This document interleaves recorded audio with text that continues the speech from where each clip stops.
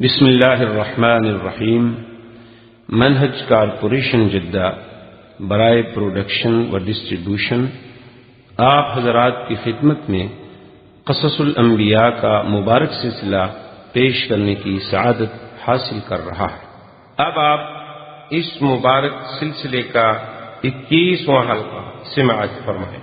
تو بہرحال وہ کہتے ہیں کہ انہوں نے اصل میں یہ کیا تھا کہ کچھ رسیاں بنا کے جو لائے تھے تو ان میں زیبک کہتے ہیں پارا کو۔ پارا جو ہوتا ہے نا، یہ آپ نے دیکھا ہوگا تھرمامیٹر میں جو اوپر نیچے چڑھتا ہے، یہ پارا کہلاتا ہے۔ وہ بھی اب دیکھیں نا، حرارت ہوگی تو اوپر جائے گا اور سردی میں رکھ دو تو پھر فوراً نیچے چلا جائے گا۔ تو وہ جب ادھر سے عین حرارت تھی، گرمی تھی، اور انہوں نے کچھ ایسا انتظام بھی کیا تھا کہ جس خطے میں اور جس خطے میں وہ ہم نے رسیاں ڈالنی ہیں وہاں نیچے سے بھی کچھ گرمی پہنچائی جائے اور اوپر سے بھی جب حرارت آئی تو وہ پارا ان کے اندر جب چلا تو وہ رسیاں چلتی ہوئی نظر آئیں اور بنی ہوئی سانپ کی شکل میں تھی، جیسے آج کل بھی پلاسٹک ایسے ایسے سانپ بنے ہوتے ہیں کہ اچھا خاصا شریف آدمی ڈر جاتا ہے، اچھے خاصے سمجھدار آدمی بھی چیخیں نکل جاتی ہیں اور سمجھتے ہیں کہ حقیقی سانپ آ گئے۔ کیوں؟ ہر بندہ موت سے تو ڈرتا ہے، لیکن اس کے لیے کرتا کچھ نہیں۔ موت سے ڈرتا بہت ہے لیکن تیاری نہیں کرتا کہ بھی ہم نے مرنا تو ہے، اور یہ بھی مانتا ہے کہ وہ ٹل نہیں سکتی۔ ابھی تک کوئی ایسا حل نہیں نکالا گیا کہ اس کو کوئی جین بدل لیں اور مر جائے، مرے نہیں وہ بندہ بچ جائے، ابھی تک ایسے نہیں ترقی کی انہوں نے۔ اور بہرحال موت تو ایسی چیز ہے کہ آج تک ہزاروں سال سے کوئی انکار نہیں کر سکا۔ کیوں؟ علماء نے لکھا ہے کہ خدا کے منکر پیدا ہوئے، نبی کے منکر پیدا ہوئے، اولیاء کے منکر پیدا ہوئے، قرآن و حدیث کے منکر پیدا ہوئے، لیکن موت کا منکر نہیں پیدا ہوتا۔ موت کے بعد حیات کے منکر پیدا ہوئے لیکن موت کا منکر کوئی نہیں۔ کیوں؟ ڈنڈے کا کون انکار کرے؟ ڈنڈا جو کسی کے سر کے مارو پوچھ چوٹ لگی ہے، کون انکار کر سکتا ہے کہ نہیں لگی؟ یہ تو ایک ایسی حقیقت ہے، لگی اور سلام علیکم، ختم ہوئی بات۔ اب جناب انہوں نے ڈال کہتے ہیں کہ بہرحال جو بھی تھا، اللہ فرماتے ہیں وَأَوْحَيْنَا إِلَىٰ مُوسَىٰ أَنْ أَلْقِ عَصَاكَ، اور ایک جگہ قرآن کہتا ہے کہ موسیٰ علیہ السلام دل میں ڈر گئے جب انہوں نے دیکھا نا جی کہ یہ 70,000 سانپ پڑا ہوا ہے۔ انہوں نے کہا میں نے بھی تو سانپ کا معجزہ دکھانا ہے نا، اور انہوں نے بھی تو سانپ بنا کے دکھا دیے، چلو جھوٹے دکھائے، سچے دکھائے، کسی طرح دکھائے، سانپ تو انہوں نے بھی دکھا دیے ہیں۔ تو اس لیے موسیٰ علیہ السلام جو تھے دل میں خوف محسوس کر رہے تھے کہ آج پتہ نہیں کیا ہوگا۔ اللہ نے حکم فرمایا کہ موسیٰ علیہ السلام گھبراتے کیوں، آپ اپنا عصا تو ڈالیں۔ موسیٰ علیہ السلام نے جب حکم آ گیا، تائید آ گیا، فَإِذَا هِيَ تَلْقَفُ مَا يَأْفِكُونَ فَوَقَعَ الْحَقُّ وَبَطَلَ مَا كَانُوا يَعْمَلُونَ۔ قرآن کہتا ہے کہ موسیٰ علیہ السلام نے جب وہ عصا ڈالا، فَإِذَا هِيَ تَلْقَفُ مَا يَأْفِكُونَ، جو انہوں نے گھڑا تھا، جھوٹ بنایا تھا، وہ سانپ چلا جناب، ایک چل رہا ہے، نکل رہا ہے، جو بھی ان کا سانپ پڑا ہوا ہے نا جی، رسی پڑی ہوئی ہے، سانپ پڑا ہوا، سب نکل رہا ہے موسیٰ علیہ السلام کا سانپ۔ فَوَقَعَ الْحَقُّ وَبَطَلَ مَا كَانُوا يَعْمَلُونَ فَغُلِبُوا هُنَالِكَ وَانقَلَبُوا صَاغِرِينَ۔ اللہ تبارک و تعالیٰ فرماتے ہیں کہ اب حق ہو گیا، جھوٹ اور سچ کو ہم نے نکھار دیا، بات کھل گئی، لوگوں کو سمجھ آ گئی کہ یہ کیسے جادو ہو سکتا ہے کہ 70,000 رسی کھا جائے ایک ساتھ۔ اب شکست کھائی، ذلیل ہوئے، لیکن جب جادوگروں نے دیکھا تو کہتے ہیں وَأُلْقِيَ السَّحَرَةُ سَاجِدِينَ، جتنے جادوگر نے سجدے، قَالُوا آمَنَّا بِرَبِّ الْعَالَمِينَ رَبِّ مُوسَىٰ وَهَارُونَ، فوراً کہنے لگے کہ موسیٰ علیہ السلام ہم ایمان لاتے ہیں، ہم رب العالمین کو مانتے ہیں، اور کوئی یہ دھوکہ نہ سمجھے کہ رب العالمین سے مراد فرعون ہے، وہ بھی وضاحت کر دی کہ رب موسیٰ وہارون، ہم اس رب کو مانتے ہیں جو موسیٰ و ہارون کا رب۔ اس لیے علماء نے لکھا ہے کہ علم جو ہے وہ علم ہوتا، چاہے غلط علم بھی کیوں نہ ہو، لیکن کہیں نہ کہیں اس علم کا فائدہ ضرور ہوتا ہے، کیونکہ جہل جو ہے نا وہ کوئی چیز نہیں، علم جو ہے وہ ایک چیز ہے۔ اب دیکھیں جادوگروں کو جادو کا علم تو تھا نا، جادو کو تو جانتے تھے، تو اس علم کے ذریعے وہ فوراً اس بات پہ پہنچ گئے کہ موسیٰ علیہ السلام نے جو کیا ہے یہ جادو نہیں۔ جادو ہوتا ہے ابھی کسی کو دھوکہ دے دیا، شعبدہ کر لیا، ایک چیز دکھا دی، تخیل میں ڈال دی گئی۔ یہ کیسے ہو سکتا ہے کہ ایک لکڑی ڈالو وہ سانپ بن جائے اور ہمارا سب کچھ نکل جائے، اور پھر پکڑو تو پھر لکڑی بن جائے؟ یہ کیسے ہو سکتا ہے؟ یہ تقلب ماہیت جو ہے کہ ایک بے جان چیز میں جان پیدا کر دو، حرکت پیدا کر دو، پھر اتنی چیزوں کا اتنا بڑا اس کا ہاضمہ بھی ہو، ان سب کو نگل جائے، اور پھر تقلب ماہیت کے بعد پھر وہ لکڑی بن جائے، یہ جادو نہیں ہے، یہ معجزہ ہے، امر خارق کی عادت ہے، اور یہ اللہ کی طرف سے۔ تو جتنے جادوگر تھے وہ ایمان تھے۔ اب جناب یہ بھی روایات میں آتا ہے، بعض لوگ کہتے ہیں کہ صرف جادوگر ایمان، القی السحرۃ ساجدین، اور بعض علماء یہ فرماتے ہیں کہ جادوگر تو خیر ایمان لے آئے، قرآن نے وعدے کر دیا ہے، لیکن قوم قبط فرعون کے بھی کچھ لوگ جو تھے وہ بھی ایمان لے آئے، لیکن انہوں نے ایمان ظاہر نہیں کیا، انہوں نے تو کھل کے ظاہر کر دی۔ اب جناب فرعون کے پاس جو تھا کوئی چارہ نہ رہا، اس کی تو شکست ہو گئی، ذلت ہو گئی، خواری ہو گئی، اس کے بعد اس نے پھر وہ پیترا بدلا۔ قال فرعون آمنتم به قبل ان آذن لكم ان هذا لمكر مكرتموه في المدينة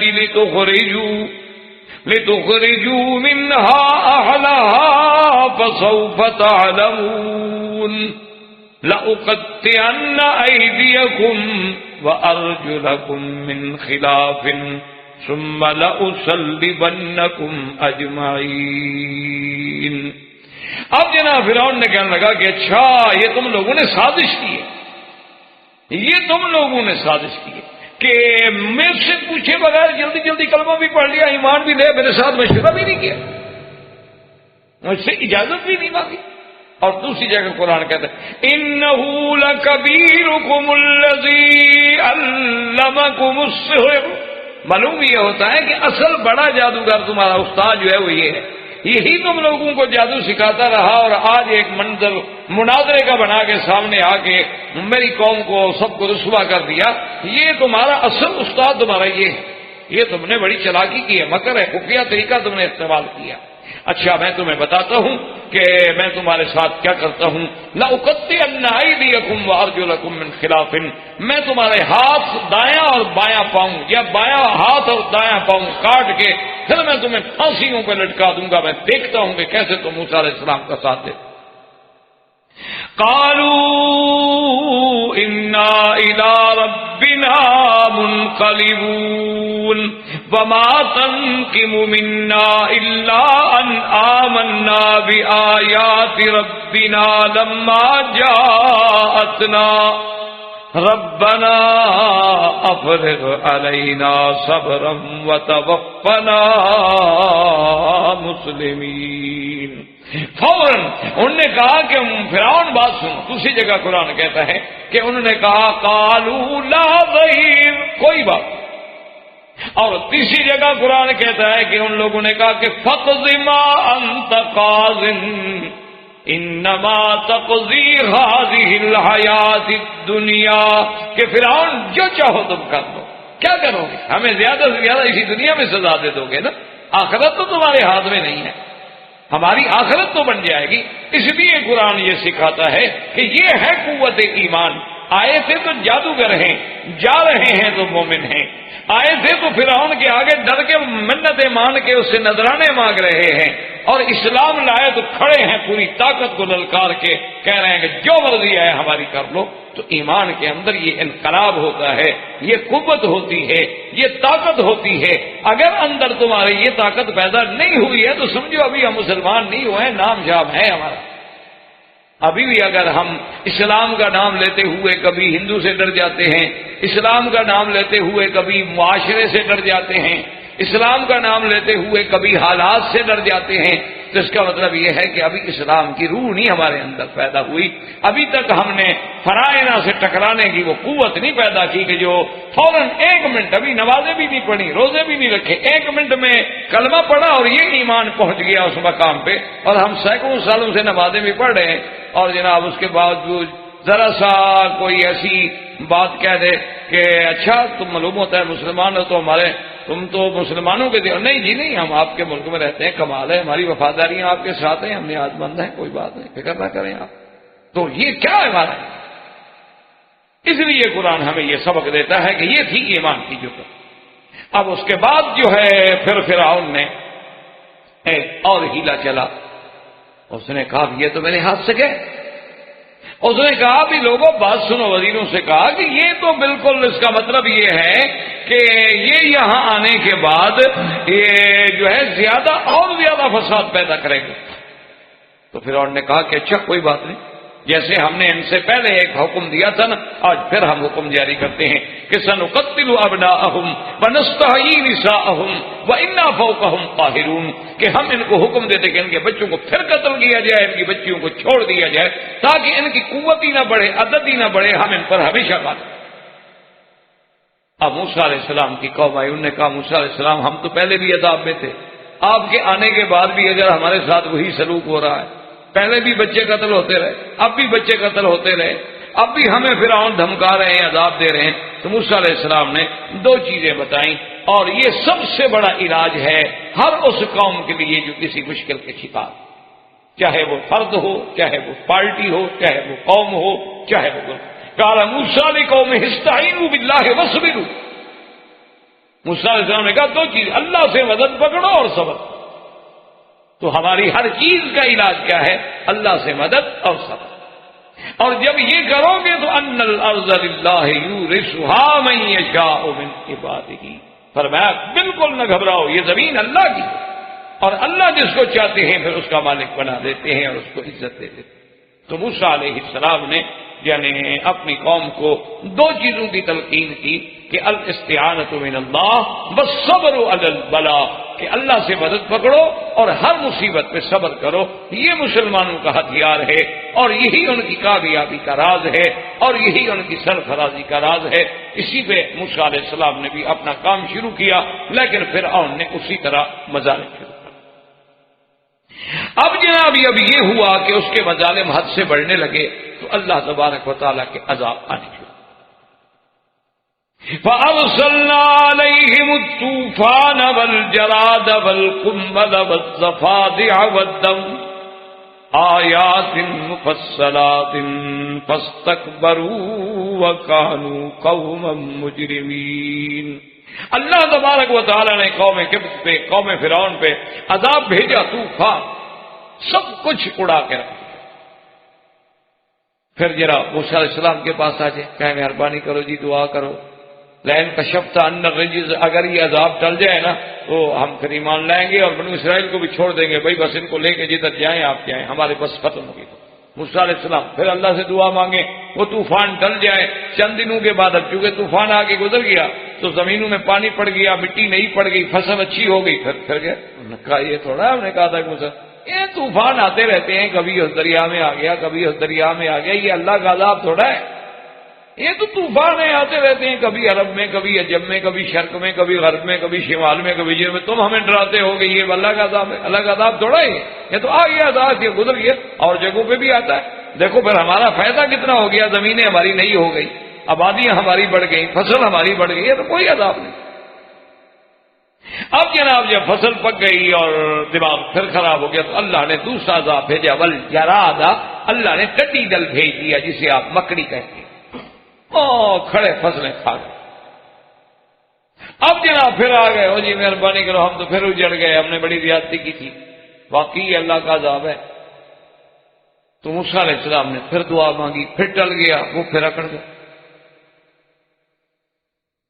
یہ ہمیں دکھلایا جا رہا ہے کہ غور کریں، کیا ہم تو ایسے حال میں نہیں ہیں کہ ذرا جناب جھٹکا لگتا ہے تو پھر تو کعبہ شریف اور طواف اور نماز اور روزہ اور ختم شریف، آیت کریمہ اور گھر میں قرآن خوانیاں، اور جب جناب وہ مشکل ٹل جاتی ہے اس کو پھر اسی طرح جیسے تھے، نہ نماز، نہ روزہ، نہ حج، نہ زکوٰۃ، نہ خدا، نہ رسول۔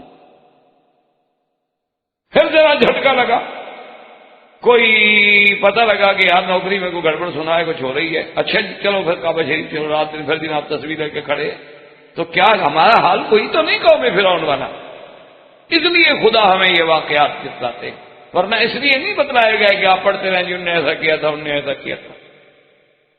اور پھر یہ بات کہنا کہ وہ عذاب نہیں تھا، ایک مخصوص قوم پہ عذاب آئے، یعنی دیکھیں نا جی، قوم قبط بھی ہے، بنو اسرائیل بھی ہے، ادھر عذاب ہے ادھر نہیں ہے، اس سے بڑی دلیل کیا ہو سکتی تھی کہ یہ اللہ کا عذاب، لیکن نہیں مانے۔ والقمل، اللہ نے ایک اور عذاب ہے، جب وہ ختم ہو گیا، کمل کہتے ہیں جو بالوں میں جوئیں پڑ جاتی ہیں، وہ دیکھیں سارے کپڑوں میں جوئیں، بالوں میں جوئیں، بدن پہ جوئیں، جدھر جائیں بستر پہ جوئیں، ہر بلا میں جوئیں۔ پھر آ گیا موسیٰ علیہ السلام، ہم تو مر گئے، ذلیل ہو گئے، یہ چھوٹی چھوٹی جوئیں لیکن جینے نہیں دیتے، آپ نے دعا مانگی، پھر وہ ٹل گئے، پھر آ کر گئے۔ والضفادع والدم، اللہ نے ایک عذاب بھیجا کہ سب مینڈک ہی مینڈک پیدا، پانی اٹھائے مینڈک نکل آئے، برتن میں پانی نہیں مینڈک نکل آئے۔ اب جناب کہیں ڈول نکالیں پانی کا کنویں سے، سارے مینڈک بھرے ہوئے باہر آ جائیں، خدک رہے ہیں، بھاگ رہے ہیں ڈر کے مارے۔ تو یہ عذاب آیا، پھر پریشان ہو گئے، پھر موسیٰ علیہ السلام کے پاس آئے، مہربانی کرو اللہ سے دعا کرو، لئن کشفت عنا الرجز لنؤمنن لک ولنرسلن معک بنی اسرائیل، اب ہم پکی قسم کھاتے ہیں ایمان بھی لائیں گے اور بنی اسرائیل کو چھوڑ دیں گے۔ آپ نے پھر دعا کی، اللہ نے وہ عذاب رفع کر دیا، وہ پھر اکڑ گیا۔ اللہ نے پھر عذاب بھیجا، والدم، وہ عذاب یہ آیا کہ جناب خون، وہ خون یہ تھا کہ ڈول نکالو تو خون بھر جائے، پانی پکڑیں چائے پینے کے لیے فنجان اٹھائیں خون کا بھر جائے۔ اچھا اب یہ ہے کہ اگر وہ پانی دے دو کہ بنو اسرائیلی کے کسی اسرائیلی کو تو پانی ہے، قبطی پکڑے تو فوراً خون ہو جائے،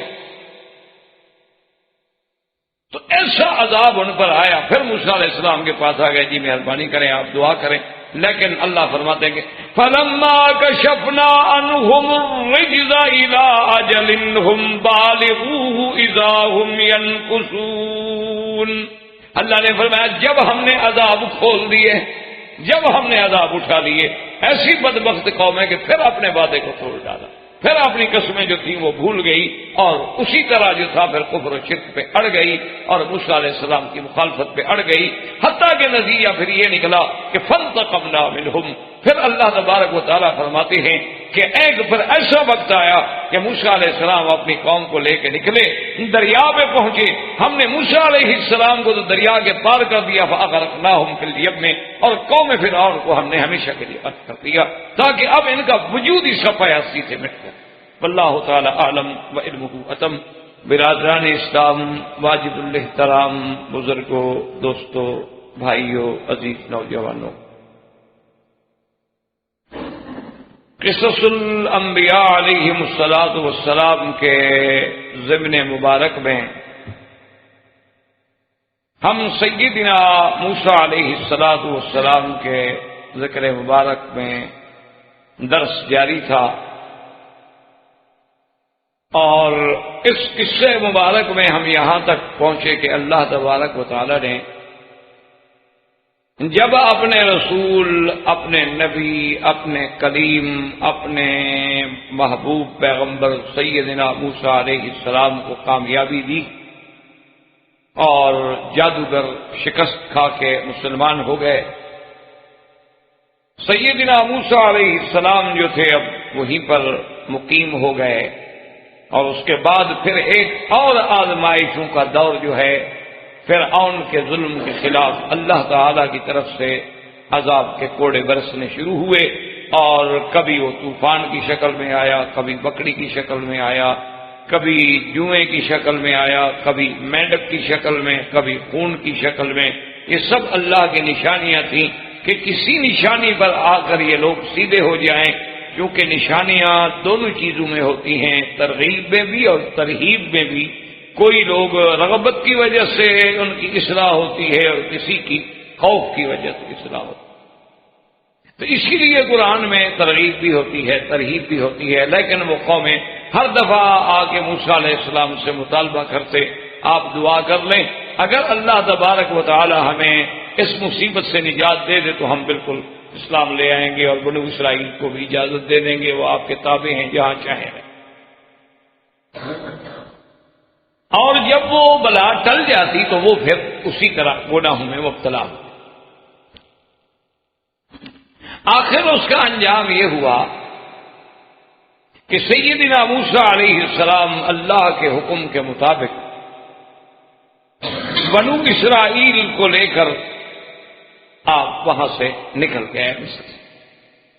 اور خدا کی شان ہے کہ وہ مقام اس طرح تھا کہ راستے میں جو مفسرین نے اور مورخین نے تحقیق کی ہے کہ آپ نے بحر کلزم جو ہے اس کو عبور کیا۔ اب بحر کلزم کو کس مقام سے عبور کیا گیا اس میں بڑے اختلافات۔ بعض لوگ تو یہ بھی کہتے ہیں کہ سویس میں ایک مقام بحر کلزم کے راستے پہ ایک جگہ ایسی بھی ہے جسے آج تک بھی لوگ برکہ فرعون کے نام سے یاد کرتے ہیں، وہاں سے اب بھی جہاز گزرتے ہیں، اس کا نام ہے برکہ فرعون، کہ وہاں سے سیدنا موسیٰ علیہ السلام نے عبور کیا اس بحر کلزم کو۔ اور بعض معلمین اور مورخین محققین کا خیال یہ ہے کہ یہ بات غلط ہے، کیونکہ یہ اتنی جگہ برکہ فرعون تو اتنی دور ہے کہ ایک دن کی مسافت یعنی تقریباً 24 گھنٹے کی بحری جہاز جو ہے وہاں پہنچتا ہے۔ تو موسیٰ علیہ السلام کا اتنا لشکر کو لے کے راتوں رات وہاں پہنچ جانا تو یہ بات جو ہے وہ بعید قیاس ہے، اس لیے انہوں نے کہا کہ یہ وہ جگہ تو نہیں ہے۔ البتہ سویز کے اور ایک جگہ ہے مری، اس کے درمیان میں بحر کلزم کا کوئی مقام تھا جہاں موسیٰ علیہ السلام نے اس کو عبور فرمایا۔ اب موسیٰ علیہ السلام جب اپنی قوم کو لے کے چلے تو تھوڑی سی قوم تو نہیں تھی کہ 2-4 آدمی تھے، وہ تو سب کو پتہ چل گیا، پورا ایک شہر کے شہر خالی ہو گئے، لاکھوں آدمی نکل پڑے۔ فرعون کو جب پتہ لگا تو اس نے بھی فوراً اپنے لشکروں کو حکم دیا کہ اچھا یہ تو ہمارے ساتھ اور دھوکہ ہو گیا کہ موسیٰ علیہ السلام تو اپنے بنو اسرائیل کو لے کے بھی چلے گئے۔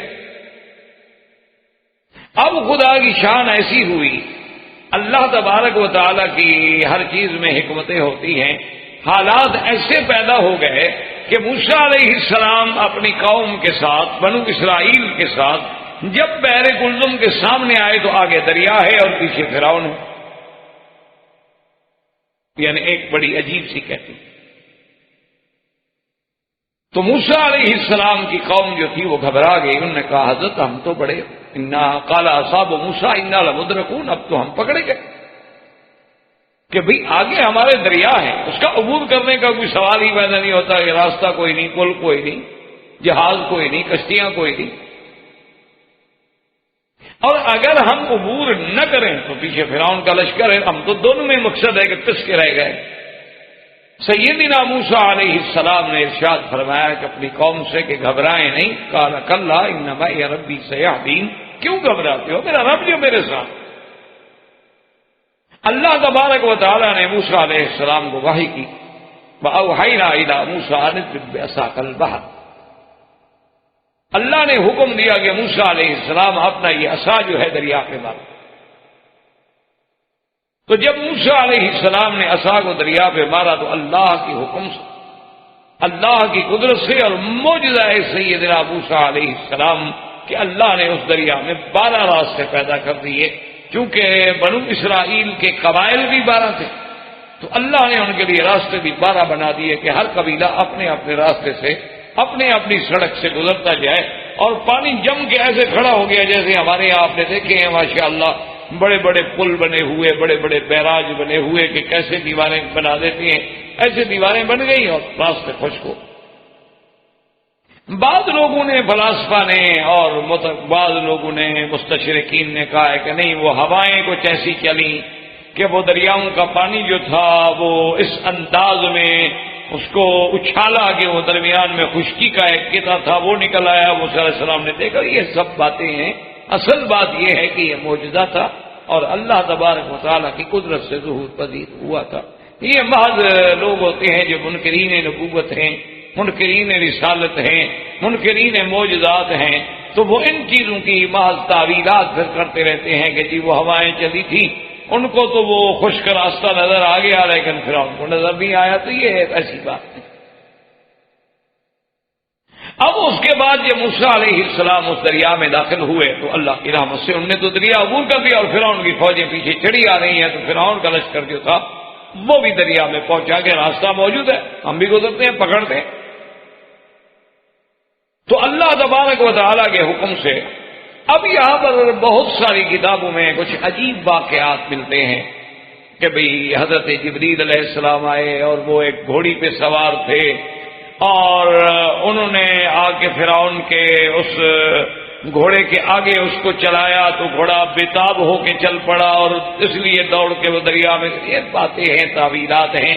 چلو بھی اس کے تو سب اب یہ بنا، باقی جو لاکھوں فوج اس کی ماری گئی وہ بھی سب پاگل ہو گئے۔ حالانکہ کوئی آدمی جو ہے کتنا احمق سے احمق بھی ہو اپنے آپ کو دریا میں ایسے تو نہیں ڈال دیتا۔ اصل بات یہی تھی کہ اللہ جب فیصلہ کر لیتے ہیں تو پھر وہاں عقل کام نہیں کرتی۔ جیسے کہ عرب کے ہاں محاورہ ہے اذا جاء القدر عمیت بصر، کہ جب قضاء و قدر کا فیصلہ ہو جاتا ہے تو آنکھیں اندھی ہو جاتی۔ آپ دیکھیں نا حادثہ ہو جائے تو کہتی مجھے تو کچھ نظر ہی نہیں ہے، حالانکہ روز تو گاڑی چلاتا ہے، نظر نہ آئے تو گاڑی کیسے چلائے؟ لیکن جب اللہ نے لکھا ہوتا ہے کہ حادثہ ہونا تو وہ کہتے ہیں جی بالکل خدا کی قدرت یہ ہے کہ جب یہ واقعہ ہوا ہے مجھے تو کچھ سمجھ نہیں آ رہی کہ میں کہاں جا رہا تھا، مجھے کچھ نہیں، آگے جو آنے والی گاڑی تھی وہ تو مجھے تو نظر نہیں آئی۔ تو اصل وجہ یہ تھی کہ موسیٰ علیہ السلام کا لشکر جب نکلا اور راستے بنے ہوئے ہیں تو پھر انہوں نے کہا راستے ہیں بس اس میں ہم بھی داخل ہو سکتے ہیں، اگر وہ لشکر نکل سکتا ہے ہم بھی نکل سکتے۔ جب وہ پورے کا پورا لشکر دریا میں اتر گیا تو اللہ نے حکم دیا کہ پکڑ، اب فضا ہو، ہوا ہو، پانی ہو، زمین ہو، پہاڑ ہوں، ہمارا تو ایمان ہے کہ یہ سب اللہ کے تابع ہیں اور اللہ جس سے جو چاہے کام لے لے۔ اللہ تبارک و تعالیٰ چاہے تو آگ سے جلانے کا کام لے لیں اور چاہے تو ابراہیم علیہ السلام کو جلانے کا کام لے لیں، ان کی مرضی ہے۔ اللہ تبارک و تعالیٰ چاہے تو ہوا کو ٹھنڈا بنا کے آرام کا ذریعہ بنا دیں اور چاہے تو اسی ہوا کے ذریعے قوم عاد کو تباہ و برباد کر دیں، ورنہ ہوا کے بغیر آدمی زندہ نہیں رہ سکتا، یعنی یہ ضروریات زندگی میں ہیں۔ یعنی آپ کو ہر نعمت ملے لیکن اس خطے میں اگر ہوا نہ ہو آپ زندہ نہیں رہ سکتے، یعنی زندگی ذریعہ حیات ہے، عناصر اربع میں ایک عنصر قویہ ہے، لیکن اسی ہوا کو اللہ نے ذریعہ ہلاکت بنا دیا۔ فارسلنا علیہم ریحا وجنودا لم تروها، اللہ نے ایسی ہوا بھیجی کہ پورے قوم عاد کو تہس نہس کر کے، یہ اللہ کی مرضی۔ اللہ چاہے تو اسی دریا کو حکم دے دیں موسیٰ علیہ السلام کے لیے وہ راستے پیدا کر دے اور چاہے تو فرعون کو غرق کر دے، فاغرقنا الآخرین، اللہ تبارک و تعالیٰ نے اس کو کر۔ اب مفسرین نے یہاں دو باتیں لکھی ہیں، بعض تو کہتے ہیں کہ موسیٰ علیہ السلام کی قوم نے یہ کہا، موسیٰ علیہ السلام سے عرض کیا کہ جی جب اتنی بڑی اللہ کی رحمت ہو گئی ہے تو اب پتہ یہ لگنا چاہیے ہمیں کہ فرعون جو اصل دشمن ہے وہ غرق ہوا کہ نہیں ہوا، باقی چاہے ساری فوج مر جائے وہ دشمن بچ گیا تو پھر کیا ہوگا؟ کیوں وہ ساری فوج تو لے کے نہیں آ گیا، اگر وہ بچ جائے واپس جا کے پھر اور فوج بنا سکتا ہے۔ اصل تو ہمیں یہ پتہ لگنا چاہیے کہ ہمارا دشمن جو ہے فرعون وہ بنا ہے کہ نہیں۔ تو اللہ تبارک و تعالیٰ نے اپنی رحمت کے ساتھ یہ بھی فیصلہ کر دیا کہ فرمایا فَالْيَوْمَ نُنَجِّيكَ بِبَدْنِكَ لِتَكُونَ لِمَنْ خَلْفَكَ آیَةً، کہ اے فرعون آج ہم تمہارے بدن کو بھی باہر پھینک دیتے ہیں دریا کے تاکہ تمہارے بعد آنے والی نسلیں جو ہیں ان کے لیے عبرت، یہ ہے تمہارا وہ بادشاہ جو خدائی کا دعویٰ کرتا۔ اور موسیٰ علیہ السلام کی قوم کی بھی تسلی ہو جائے کہ حقیقتاً ہمارا دشمن جو ہے وہ ہلاک۔ جب یہ سارے واقعات ہو گئے اور قوم چل پڑی، خدا کی قدرت یہ ہے کہ وہاں سے گزرنے کے بعد آج بھی اس جگہ کو موقفہ یا مفتح کہتے ہیں، بحر کلزم کو عبور کرنے کے بعد، اور آگے سارائے سینا ہے، تو سینا کی ایک جگہ ہے اور وہاں اس زمانے سے ایک بہت بڑا بت خانہ، تو وہاں سے جب موسیٰ علیہ السلام کی قوم گزری اور دیکھا کہ لوگوں کے بت ہیں، بڑے خوبصورت خوبصورت خدا بنائے ہوئے ہیں، دیوی ہیں، دیوتیاں ہیں، اور یہ تو بڑے رونق ہے بھائی، بڑا مزہ ہے، کیونکہ ہر آدمی نے اپنے مذہب میں ایک چاشنی پیدا کرنے کے لیے حالات تو پیدا کرتے ہیں نا جی۔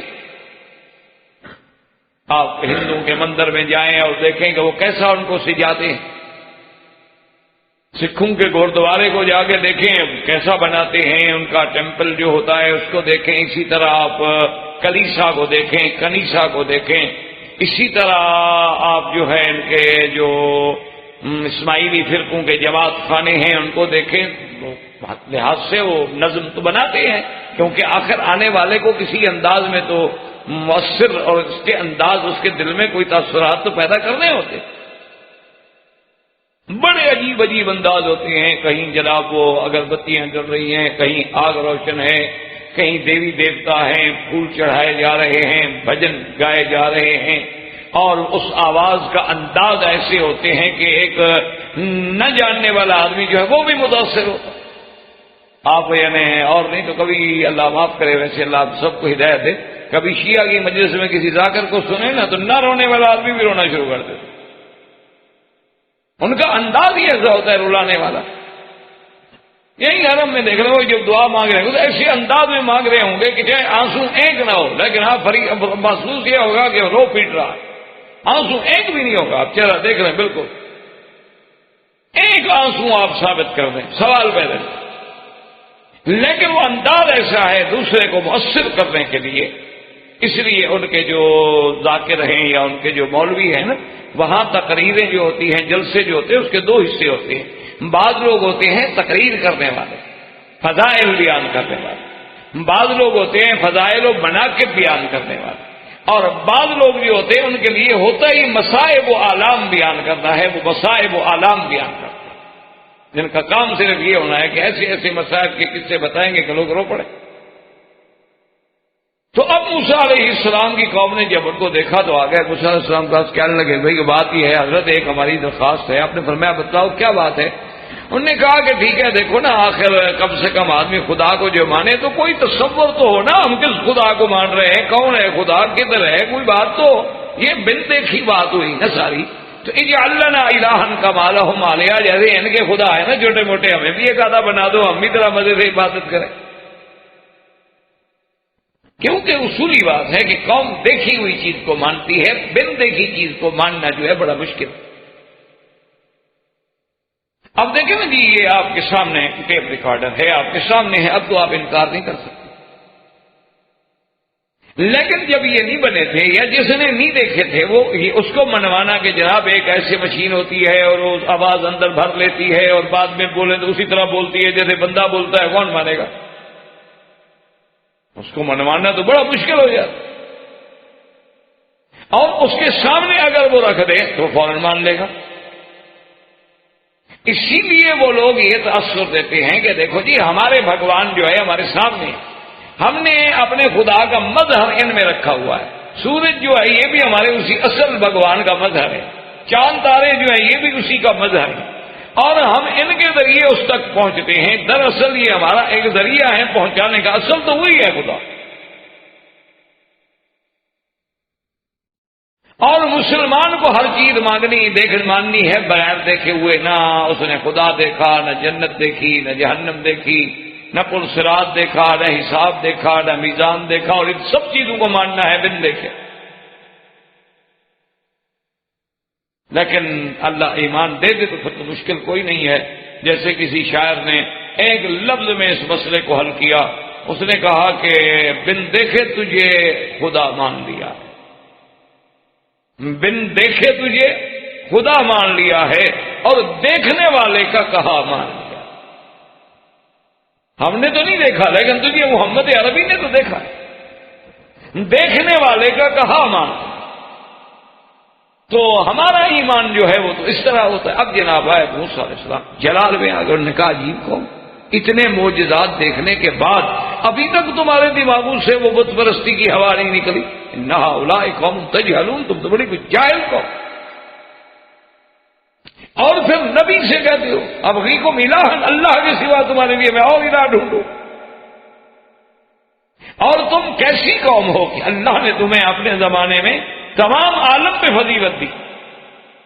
اللہ نے تم میں نبی پیدا کیے, اللہ نے تم میں ہزاروں پیغمبر بھیجے, اور تم ابھی تک جو ہے نعوذ باللہ اللہ کے سوا اور آلیہ ڈھونڈ رہی ہو.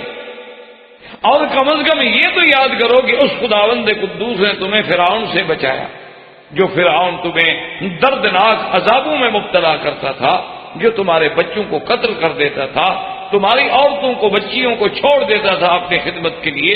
اتنے بڑے عذابوں میں اس نے تم کو ڈالا ہوا تھا, اس سے اللہ نے تمہیں بچایا. اس کا صلہ یہ ہے کہ یہ مانگتے خدا کا خوف کرو. تو قوم پھر سمجھ گئی, ڈر گئی اور ٹھہر گئی. انہوں نے کہا ٹھیک ہے. اس کے بعد موسیٰ علیہ السلام آگے سفر میں چلے تو اب یہ بھی قوم نے مطالبہ کیا, کہنے لگے موسیٰ علیہ السلام ٹھیک ہے ہم آپ کو نبی مانتے ہیں, اللہ کو مانتے ہیں, لیکن کوئی کتاب, کوئی شریعت, کوئی احکام کچھ تو ہو نا جس پہ ہم چلیں.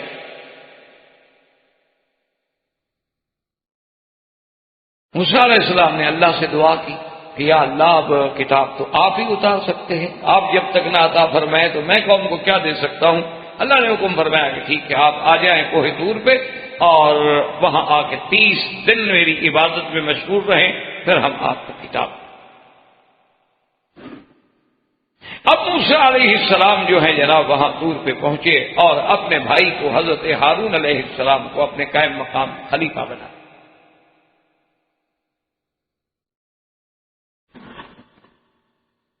اور حضرت ہارون علیہ السلام کو ہدایت فرما دی کہ قوم کو سنبھالنا ہے, خیال رکھنا ہے, تمام معاملات, عبادات, ہر چیز کا خیال رکھیں. پر میں اللہ کے وعدے پر کوہ طور پہ جا رہا ہوں. اور موسیٰ علیہ السلام طور پہ پہنچے. جب طور پہ آ گئے تو 30 دن جو ہے سیدنا موسیٰ علیہ السلام نے روزہ رکھا, لیکن یہ روزہ ہمارے روزے کی طرح نہیں تھا. ہمارے روزے تو جناب مزے کے روزے ہوتے ہیں. رمضان ابھی آیا نہیں, ہم ابھی سے انتظار کر رہے ہیں کہ چٹخارے ہوں گے افطار کے لیے, کچوریاں پتہ نہیں, چکوریاں پتہ نہیں, پکوڑے پتہ نہیں, چکوڑے پتہ نہیں, کیا سی چٹنیاں پتہ نہیں, کیا کیا دنیا جہان کے کھڑے مثالے پڑے مثالے بنیں گے. ہم تو اس لیے رمضان کا انتظار کر رہے ہیں نا, بھی عبادت کے لیے تھوڑا کر رہے ہیں. دن میں ہم اگر نہیں کھاتے تو رات کو الحمدللہ 2 کلو کے بجائے 4 کلو ہضم فرما لیتے ہیں. تو بات تو وہی کی وہی رہتی ہے, بلکہ زیادہ کھا جاتے ہیں, مزہ ہوتا ہے, ساتھی آ گئے, محفل ہو گئی. موسیٰ علیہ السلام کا 30 دن کا روزہ جو تھا متواصل, دن میں بھی رات میں بھی, دن میں بھی رات میں 30 دن متواتر نہیں کھایا پیا. انبیاء کی یوں مشقتیں ہوتی ہیں. اصل میں ہماری قوم جو ہے نا جی وہ کچھ ہر چیز میں شارٹ کٹ کی عادی ہو گئی ہے, اور کہتے ہیں پیسے بھی شارٹ کٹ مل جائیں اور جنت بھی ایسے کو حاصل ہو. اس لیے انہیں ہیروئن بیچنی پڑے, انہیں فوٹو بدلنے پڑے, پیسے ملے, رات کو سوئیں صبح کو ارب پتی بن جائیں. انہیں جا کے جناب جوا کھیلنا پڑے, انہیں انعامی بانڈ خریدنے پڑے, انہیں جا کے جناب کسی ڈرا وغیرہ میں شریک ہونا پڑے, بس رات کو اٹھے اور صبح $10 ملین کا انعام نکلا.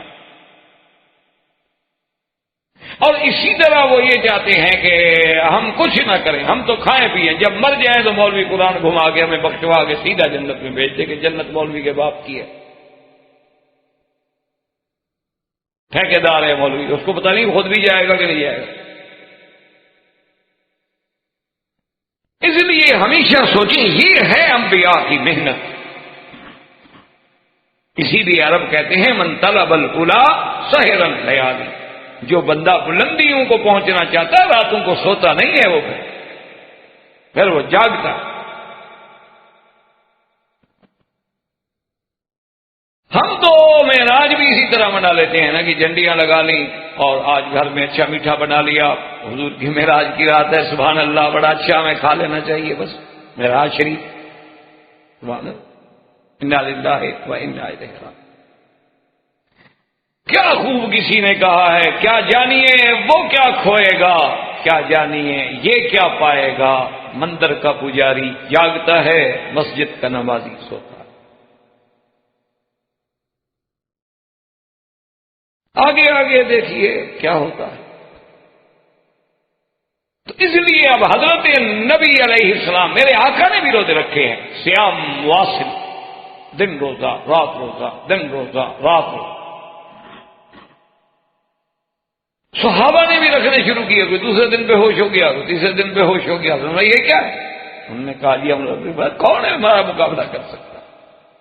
ایکم مثل، کون ہے جو میں کروں وہ بھی تم کر لو گے؟ تو موسیٰ علیہ السلام نے جب 30 روزے مکمل کر دیے، 30 روزوں کے بعد اللہ سے ہم کلام، اللہ نے کلام فرمانا تھا۔ اب موسیٰ علیہ السلام نے، علماء نے لکھا ہے کہ تیاری کی اور وضو فرمایا اور مسواک فرمایا۔ اللہ کا حکم آ گیا کہ موسیٰ علیہ السلام تم نے مسواک کر کے اپنے اندر وہ جو روزے دار کے منہ کے اندر ہم نے ایک ہوا رکھی ہے، اطیب عند اللہ من ریح المسک، تم نے اس کو تو ضائع کر دیا، لہذا 10 روزے اور۔ فَتَمَّ مِيقَاتُ رَبِّهِ 40 لَيْلَةً، 40 روزے جو تھے پھر حضرت موسیٰ علیہ السلام نے پورے کیے۔ شاید اللہ کی حکمت اسی میں ہوگی، اسی لیے آج بھی علماء تبلیغ والے، دین والے 40 دن کیوں لگواتے ہیں؟ کہتے ہیں اصل کوئی 40 دن میں حکمت تو تھی کہ اللہ نے موسیٰ علیہ السلام سے بھی 40 دن لگوائے۔ اللہ نے ہر نبی کو 40 سال کے بعد نبوت دی۔ حضور نے فرمایا جو 40 حدیثیں یاد کر لے وہ علماء میں شمار ہوگا۔ ایک حدیث مبارک میں ہے جو مدینہ منورہ میں بھی 40 نمازیں پڑھ لے اللہ برات سے نفاق، اللہ اس کو نفاق سے بری کر دیتے ہیں۔ تو اس لیے علماء نے کہا کہ 40 دن میں عبادت میں کوئی حکمت ضرور ہے، اس لیے تم بھی لوگوں سے اسی پر محنت کرو کہ 40 دن میں کوئی تبدیلی آئے، انقلاب۔ اور یہ لگاؤ بھی ایسے کہ ماحول سے کٹ جائے، جیسے اللہ کا نبی ساری قوم سے کٹ کے علیحدہ پہاڑ پہ بیٹھا ہو۔ کیوں؟ جب تک آدمی اپنے ماحول میں جڑا ہو وہ ٹھیک نہیں ہوتا۔ آپ صبح جو پڑھائیں گے اور شام کو بچے آپ اسکول میں جو پڑھ کے آتے ہیں، شام کو ماشاءاللہ ڈش لگے ہوئے ہیں، ٹی وی دیکھتے ہیں، سارا سبق اللہ کی رحمت سے پکا ہو جاتا ہے۔ یہ تو رٹا لگانے والی قوم ہے نا۔ میں شرط سے آپ کو کہتا ہوں کہ آپ کا ایم اے کا اسٹوڈنٹ جو ہے نا، مجھے اگر سورت فاتحہ صحیح لکھ دے میں اس کو پیر مان لیتا ہوں، صرف لکھ دے کاغذ پہ، اس کو الحمدللہ لکھنا بھی نہیں آتا، رب العالمین پڑھنا بھی نہیں آتا کہ رب العالمین پڑھنا ہے یا رب العالمین پڑھتا ہے، ایم اے اسلامیات، باقی کو چھوڑیں آپ۔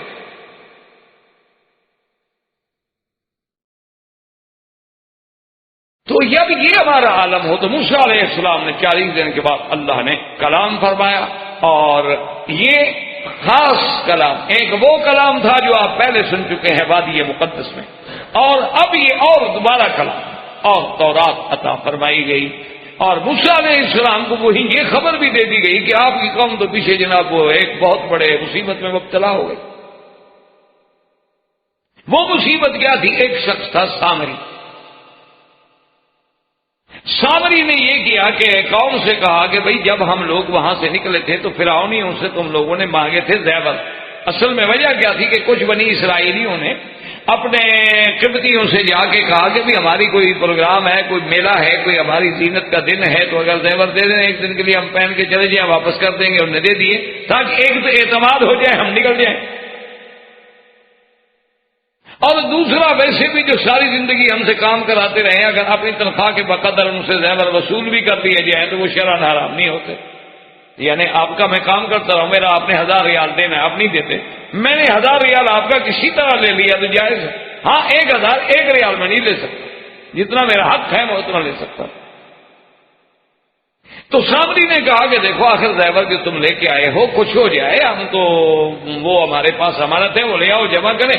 اس نے جناب ان کو جمع کیا اور اس کو پگھلایا، سونا چاندی تانبا وانبا سب ملا کے، اور اس سے ایک گائے کی شکل کا ایک بچڑا بنا لیا، کیونکہ وہ خود بھی پہلے سے اس قوم سے تعلق رکھتا تھا جو قوم جو ہے گائے کی پوجا کرتی، کیونکہ اس زمانے میں یہ بڑی قومیں تھی، فرائنہ، قبط فرعون کی جو قوم تھی، بنو اسرائیل، عمالقہ اور سمیری، اسی سے تھا سامری۔ تو یہ بڑے بڑے قبائل تھے، اور چھوٹی چھوٹی قومیں تو بہت ہیں۔ تو ان کی جو سامرہ تھے یہ سامرہ جو تھے یہ ابتدا سے ہی گائے کے پجاری تھے، اس لیے اس نے گائے کی شکل کا بچڑا ایک بنا دیا سونے چاندی کا. اور علماء نے بھی لکھا ہے اور قرآن بھی یہ کہتا ہے کہ جلن جسد لہ خوار، ایک ایسا بنایا اس نے کہ اس سے آواز آتی.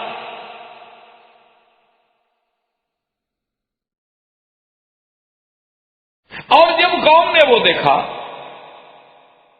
تو انہوں نے کہا یہ کیا ہے؟ انہوں نے کہا الہکم و الہ موسیٰ فنسیا، یہ تمہارا خدا یہاں آ گیا ہے. موسیٰ علیہ السلام ادھر ڈھونڈ رہے ہیں. انہوں نے کہا موسیٰ علیہ السلام بھول گئے، ادھر چلے گئے طور پہ اللہ کو ملنے کے لیے، اللہ بھی یہاں تمہارے پاس آ گئے.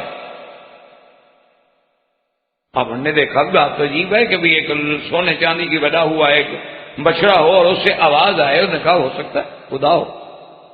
اب ہارون علیہ السلام لاکھ روکتے رہے، لیکن قومیں جب شعبدہ دیکھتی ہیں تو پھر ان کو کوئی تقریر کام نہیں کر. یہ قومیں ابتدا سے شعبدوں کی ماری ہوئی. اب بھی ان کو کوئی جوگی، کوئی پنڈت، کوئی ہاتھ دیکھنے والا، کوئی نجومی، کوئی جفر والا کوئی ایسی بات بتا دینا جو ان کے دل کو ایک دفعہ لگ جائے، پھر لاکھ مولوی روکتا رہے، یہ چھپ کے رات کو بھی جائیں گے اس سے حال پوچھنے. دن کو نہ جائیں، شاید مسلمان دیکھ لیں گے ڈر جائیں گے، لیکن رات کو ضرور جائیں گے. یار ہمارا بھی کوئی مہربانی کر کے دیکھو نا حال حوال کیا ہے، ہماری بھی کوئی جنم پتری بناؤ. بڑے بڑے پڑھے لکھے لوگوں کو میں نے جنم پتریاں بنواتے ہوئے دیکھا ہے. بڑے بڑے مشاہیر عالم کے لوگ جو تھے ان کو ہاتھ کے پرنٹ دیتے ہوئے دیکھا ہے، اور وہ محفوظ ہیں لوگوں کے پاس. لوگوں نے کتابوں میں بھی شائع کیے ہیں کہ یہ فلاں کا ہے، فلاں کا ہے، فلاں کا ہے. حالانکہ ان سے پوچھے تو وہ کہتے ہیں یہ ہے، غلط بھی ہے، لیکن دکھاتے تھے.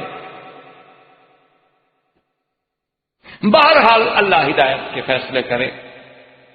تو اب جناب وہ قوم ادھر مبتلا ہو گئے. موسیٰ علیہ السلام وہاں ہیں اور وہیں پر یہ واقعہ بھی پیش آیا کہ موسیٰ علیہ السلام نے رویت باری کی درخواست کی. یا اللہ جیسے کلام بخشی ہے تو رب ارنی انظر الیک، لیکن حکم ہوا کہ رویت نہیں.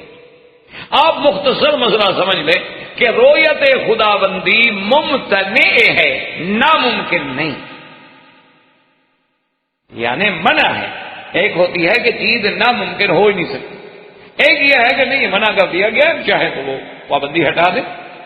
اس لیے اس کو کہا جاتا ہے ممتنع اور غیر ممکن نہیں. کیوں؟ اگر ناممکن ہوتی تو پھر حضور پاک کو بھی زیارت نہ ہو، اور ناممکن ہو تو پھر جنت میں کسی مسلمان کو بھی زیارت نہ ہو. یعنی ممکن تو ہے لیکن دنیا میں ممتنع. تو موسیٰ علیہ السلام جب واپس آئے، قوم کا حال سنا، غصے میں آئے، آپ نے اپنے بھائی کو پکڑا. بھائی نے فریاد کی کہ میرے بھائی لا تاخذ بلحیتی ولا براسی، مہربانی فرمائے انی خشیت ان تقول فرقت بین بنی اسرائیل، کہ اگر میں نے سختی کی ہوتی اور آپ کہتے کہ اچھا تم نے تو لڑا دیا، میرا انتظار کرتے خاموش رہتے. میں نے ان کو نصیحت کی، تبلیغ کی، دعوت دی، نہیں رکے، میں کیا کروں. موسیٰ علیہ السلام کو جوش ٹھنڈا ہوا، اللہ تبارک و تعالیٰ سے معافی مانگی، اور اللہ تبارک و تعالیٰ کی طرف سے جو کتاب و الواح بھی تھی، قوم کو ہدایت کی، قوم کو سمجھایا، ڈرایا، اور سامری کو پکڑا. فرمایا کہ یہ کیا ہے، یہ تم نے کیا.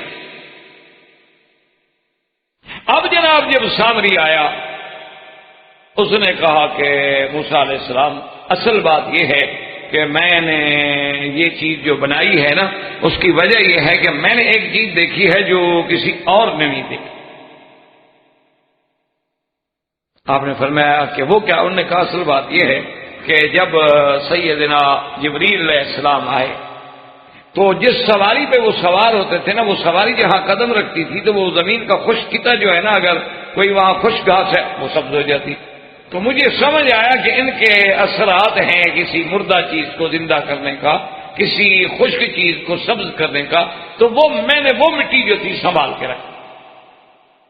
فَنَبَذْتُهَا وَكَذَلِكَ صَوَّرَتْ لِي نَفْسِي. اب اس پہ بڑی ابحاث ہیں علمی، اور کہ بھئی یہ کیسے ہو سکتا ہے کہ سامری نے تو اتنی بڑی چیز دیکھ لی اور کسی بنی اسرائیلی کو نظر نہیں آئی، اور حضرت ہارون علیہ السلام، حضرت موسیٰ علیہ السلام کو بھی جبریل کی یہ بات سمجھ نہیں آئی. اس پہ بہت بڑے علمی ابحاث ہیں جو مفسرین نے لکھے ہیں، جو اپنے اپنے مقام پہ آئیں گے انشاءاللہ. اب تو اس میں تو بیان نہیں کیے جا سکتے. بہرحال بعض لوگوں نے کہا ہے کہ یہ بات نہیں تھی، بلکہ اس کا مراد یہ تھی کہ من اثر رسول سے مراد یہ ہے کہ اس نے کہا موسیٰ علیہ السلام میں نے بھی آپ کے طریقے سے کچھ لیا تھا، لیکن اس طریقے بس پھر میں نے بعد میں قوم کو دھوکہ دیا. رسول سے مراد حضرت موسیٰ علیہ السلام ہے، نہ کہ جبریل علیہ السلام، بلکہ اکثر مفسرین کا وہی قول. آپ نے فرمایا اچھا یہ خدا ہے. یہ ایک بچڑا،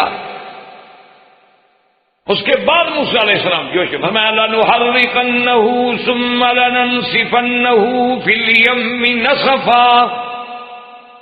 فرمایا ظالم، ہم تمہارے اس جھوٹے خدا جو تم نے بنائے ہوئے ہیں اس کو ابھی ہم ٹھیک کرتے ہیں. آپ نے اس کو توڑا اور آگ میں جلا کے راکھ بنا دیا، حکم دیا کہ اٹھا کے دریا میں پھینک. فرمایا یہ خدا ہے تمہارا؟ اور قوم سے کہا کہ تم کیسے لوگ ہو، ایک بچڑے کے سامنے کھڑے ہو. آواز نکل آئی اللہ یرجع الیہم قولا. تو کیا تمہاری کسی بات کا بھی وہ جواب دیتا ہے؟ بات تو تب ہوتی ہے تم بات کرتے ہو جواب دیتا. جی آواز آتی ہے، خوار بنا صوت. وہ صوت تو یوں بھی ہو سکتا ہے کہ اندر سراغ کر دیں، ہوا کے رخ پہ رکھ دیں، جو چیز اندر سے نکلے گی تو سیٹی بجتی ہوئی نظر آئے گی. آواز تو کسی چیز سے بھی آ سکتی. یہ کیسے خدا ہوگی؟ اب جناب قوم نے توبہ کی. توبہ کرنے کے بعد موسیٰ علیہ السلام نے ان سے کہا کہ اللہ نے مجھے تورات دی ہے اور اس پہ عمل کرنا ہے اور اللہ سے عہد کرنا ہے. اب قوم پھر اکڑ گئی. انہوں نے کہا جی یہ تو بڑی کتاب ہے، اس میں تو بہت کام لکھے ہوئے، سارے تو ہم نہیں کر سکتے. نے کہا حضرت یہ تو بڑا مسئلہ، یہ مسلمان بننا تو بہت مہنگا پڑ گیا. نمازیں پڑھو، روزہ رکھو، حج کرو، اپنے مال سے زکوٰۃ ادا کرو، ہر وقت کپڑے صاف ستھرے پہنو، پلیدی سے بچو، زنا سے بچو، عورتوں سے بچو، عیاشی سے بچو، محرمات سے بچو. یار یہ تو بڑی پابندی والی بات ہے اور یہ تو بڑا مشکل ہے. اب موسیٰ علیہ السلام نے اللہ سے درخواست کی کہ یا اللہ یہ قوم تو پھر نہیں مانتی. کہنے لگے اچھا موسیٰ علیہ السلام ایک بات، اگر خدا ہمیں خود کہے نا، ہم سے بھی بات کرے، اگر آپ سے بات کی ہے تو ہم سے بھی بات، پھر ہم مان لیں گے. آپ نے اللہ سے دعا کی نا، فرمایا ٹھیک، ان کے آدمی کو چن لو جو اچھے اچھے معقول آدمی. اب سب سے تو بات نہیں کی جا سکتی. تو واختار موسیٰ قومہ 70 رجلا لمیقاتنا، ان میں سے 70 آدمیوں کو لے کر سیدنا موسیٰ علیہ السلام جو ہیں اللہ کے وعدے کے مطابق تورات پہ طور پہ پہنچے. انہوں نے اللہ نے کلام فرمائی. اب قوم پھر اڑ گئی، کہنے لگے جی ہم تو نہیں مانتے. قالوا لن نؤمن لك حتى نرى الله جهرة. کہنے لگے موسیٰ علیہ السلام ہم تو ہرگز نہیں ماننے لے آئیں گے، اللہ ہمارے سامنے آگے بات کرے، ہمیں کیا پتا کون بات کر رہا ہے. اب اللہ کا عذاب آیا، بجلی آئی، کڑک آئی اور بے ہوش ہو کے مر گئے. اب اس پر بھی بڑے بڑے علمی ابحاث ہیں کہ کیا یہ حقیقی موت تھی یا مجازی موت تھی، کیا یہ بے ہوشی تھی یا واقعتاً موت تھی. بہرحال ایک عام قول کو آپ لے لیں کہ واقعی جو ہے وہ مر گئے، اور اللہ کے لیے کوئی مشکل نہیں ہوتا کسی کو مار دے اور پھر جلا دے. جیسے کہ اللہ نے عزیر علیہ السلام کے واقعے میں بھی لکھا ہے فَأَمَاتَهُ اللَّهُ 100 عَامٍ ثُمَّ بَعَثَهُ. 100 سال تک اللہ نے موت دے دی، اس کے بعد پھر زندہ کر دی. وَمَا ذَلِكَ عَلَى اللَّهِ بِعَزِيزٍ، اللہ کے لیے کوئی مشکل بات. لیکن یہاں بڑے ابحاث ہیں قیمتی، بڑے علمی مباحث ہیں، لیکن ابھی چونکہ یہ درس جو ہے نا پھر اس کی وسعت کو یہ ہمارے ریکارڈ کرنے والے حضرات برداشت نہیں کر سکیں گے، وہ پہلے تنگ آئے ہوئے ہیں نہیں. تو اب جناب بہرحال وہ قوم جو تھی پھر اللہ کے راضی ہونے سے دوبارہ زندہ ہو گئے. کہنے لگے جی اب مانیں گے. اب آ گئے اپنی قوم سے کہا، کچھ عرصہ گزرا، کہنے لگے جی ہم تو نہیں مانتے. اللہ نے حکم دیا موسیٰ علیہ السلام کو کہ آپ نہ گھبرائیں، ابھی ہم حکم دیتے ہیں. پہاڑ طور کو حکم دیا گیا کہ اوپر آ جاؤ، اور اگر یہ عہد نہ کریں موسیٰ علیہ السلام سے گر جاؤ، ان کو مار دو، سب کچل جاؤ. اب جب پہاڑ سامنے آیا پھر کہا نہیں جی ہم تو مانتے ہیں جناب، ہم تو بالکل، وہ تو ہم ایسے کہہ رہے تھے. اب جناب پھر انہوں نے اسی اسنا میں ایک واقعہ پیش آیا کہ ایک ان کا بہت بڑا آدمی تھا، بہت بڑا سرمایہ دار تھا، اور اس سرمایہ دار کو اس کے ایک بھتیجے نے جائیداد کی خاطر قتل کر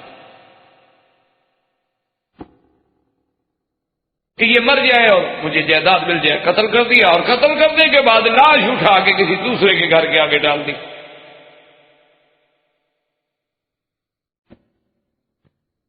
تو نتیجہ یہ نکلا کہ لوگوں نے اس دوسرے آدمی کو قاتل سمجھنا شروع کر دیا۔ اب موسیٰ علیہ السلام کے سامنے مسئلہ آیا، بڑی پریشانی ہو گئی کہ اصل قاتل کون ہے؟ وہ جو قتل کرنے والا ہے وہ مدعی بن گیا کہ جی میرا تو چاچا قتل ہو گیا ہے۔ موسیٰ علیہ السلام نے درخواست کی، اللہ نے حکم دیا کہ موسیٰ علیہ السلام ان کو کہو کہ ایک گائے کو ذبح کریں، اور ذبح کرنے کے بعد اس کا ایک گوشت کا ٹکڑا جو ہے لے کر اس مردے کو لگائیں، وہ مردہ زندہ ہو کے خود بتائے گا کہ میرا قاتل کون۔ موسیٰ علیہ السلام نے قوم سے کہا، کہنے لگے کہ موسیٰ علیہ السلام عجیب بات ہے، آپ نے اعوذ باللہ ہم سے مذاق کریں؟ عجیب بات کر رہے، میں اللہ کا حکم سنا رہا ہوں اور تم کہتے ہو کہ میں مذاق کر رہا۔ بدبختو، یہ کیسی بات ہے؟ کہنے لگے اچھا اگر ایسی بات ہے تو قالوا ادع لنا ربک یبین لنا ما ہی، پھر اللہ سے دعا کرو ہمیں بتائیں کہ وہ گائے کیسی ہے۔ اب جناب اللہ نے حکم فرمایا کہ بھی نہ وہ بوڑھی ہو نہ جوان ہو، درمیانی۔ اب اس نے فرمایا بھی، انہوں نے کہا جی یہ تو ٹھیک ہے، لیکن اب یہ بتائیں یبین لنا ما لونھا، رنگ کیسا؟ اسی لیے حضور پاک نے فرمایا کہ لا تشددوا علی انفسکم، اللہ کا کوئی حکم ہو تو بس چپ کر کے عمل کر لو، باریکیوں میں نہ پڑا کرو، باریکیوں میں جاؤ گے تو خود مرو گے۔ جیسے کہ بنو اسرائیل باریکیوں میں، جب گائے کیسے کوئی گائے ہوتی ذبح کر لیتے، بات ہو جاتی تھی، نہیں جی کیسی ہو، اچھا جی رنگ کیسے ہو، اچھا جی اب رنگ کا بھی پتہ لگ گیا ہے، لیکن اب اس کی مزید تفصیلات ہمیں بتائیں کہ وہ مذکر ہو کہ مؤنث ہو، کام کرنے والی ہو کہ نہ ہو، ہل چلانے والی ہو کہ نہ ہو، پانی پلانے والی ہو کہ ساری تفصیل بتا۔ اب اللہ تبارک و تعالی نے بتلا دیا، اس کے بعد جناب اب لگے ڈھونڈنے کے لیے۔ خدا کی قدرت یہ ہے، اللہ کی ہر کام میں حکمتیں ہوتی ہیں، ورنہ اللہ چاہتے تو اس مردے کو ویسے زندہ کر دیتے، لیکن اس میں حکمتیں یہ تھی کہ ایک تو انہوں نے گائے کو خدا سمجھا تھا نا، اللہ نے حکم دیا کہ خدا کو ذبح کرو پہلے، تاکہ یہ سمجھ لیں کہ جو چیز خود ذبح ہونے والی ہو وہ کیسے خدا بن جاتی ہے۔ یہ اچھا خدا ہے کہ مسلمان روز کھا جاتا ہے۔ اب جناب یہ ہے کہ اپنا، اور دوسری اس میں حکمتیں یہ تھی کہ وہ قوم شرک سے باز آئے، اور تیسری حکمت یہ تھی کہ وہ ایک یتیم تھا اور اس کے گھر میں ایک ماں تھی، ایک بچہ تھا، باپ مر گیا، کچھ بھی نہیں تھا، کوئی ذریعہ معاش نہیں تھا، ان کے پاس خدا کی قدرت اس قسم کی گائے تھی، تو اللہ نے اس کی زندگی کا سبب بنوانا تھا۔ ڈھونڈتے ڈھونڈتے وہاں آئے، اس سے کہا کہ جی ہمیں یہ 1 لاکھ میں بیچ دو، انہوں نے کہا نہیں جناب نہیں دیتے، انہوں نے کہا 2 لاکھ لے لو، انہوں نے کہا ہم نہیں دیتے، انہوں نے کہا میری گائے میں نہیں بیچتا۔ تو بعض مفسرین نے لکھا ہے کہ اتنی دولت دینے پہ راضی ہو گیا، انہوں نے کہا اچھا ایسا کرو، اس کو ہم ذبح کر لیتے ہیں، اس کے چمڑے میں جتنی پیسے آئے نا وہ تم لے لینا، لیکن دو ہمیں، ہماری بات تو اب مسئلہ تو حل ہو نا۔ بہرحال یہ تو روایات اسرائیلیہ ہیں، اصل بات یہ ہے کہ بہت بڑے پیسے دے کر اس سے وہ گائے جو تھی خریدی گئی، اللہ نے اس یتیم کی کفالت کر دی، اس بہانے سے اس کے گھر میں اللہ نے پہنچا دی۔